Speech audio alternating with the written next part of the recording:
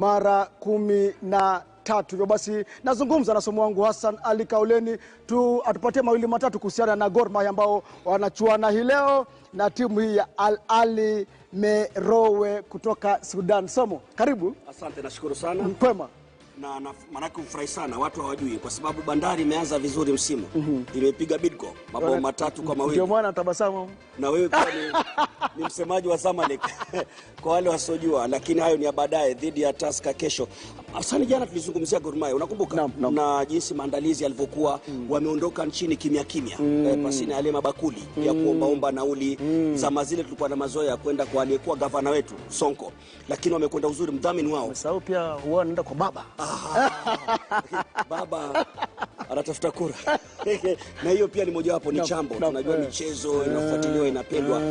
Kuna picha zimesambaa kwenye mitandao. Gor Mahia si kwamba tu alifika salama.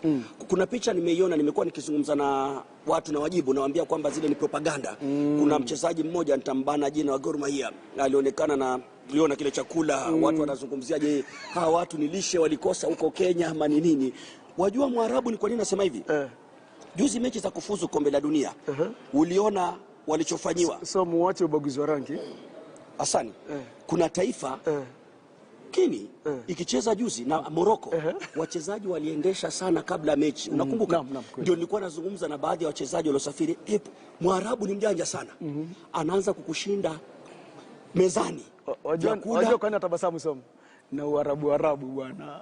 Kwa hivyo unamaanisha nini? Kuachie maongezi. Lakini naweza nikasema nafurahi sana. Gor Mahia wanawakilisha Kenya kama tulivyosema jana, ni mikondo miwili. Kuna nyumbani na ugenini.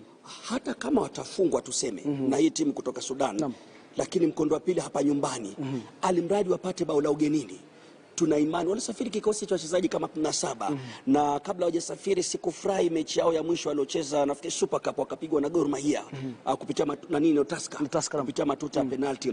Na yule mkufunzi Harrison, sasa ni wakati wa kujitangaza Hasani.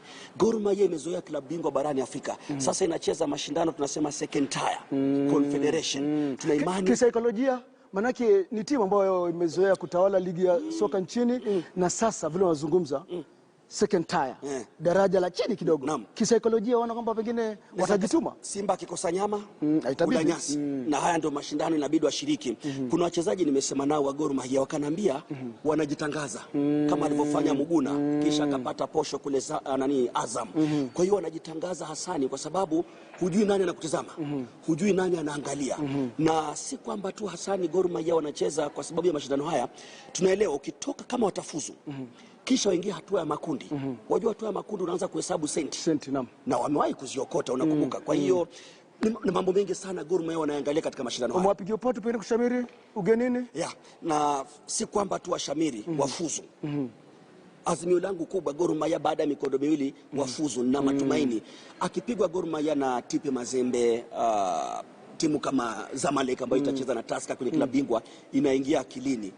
Lakini Al Ahly Mawe, Gor Mahia anawapa nafasi kubwa sana kufuzu baada ya mikondo miwili. Somo anapigia upatu Gor Mahia kushamiri dhidi ya Al Ahly Merowe. Manake nikwambia kwamba si Gor Mahia peke yake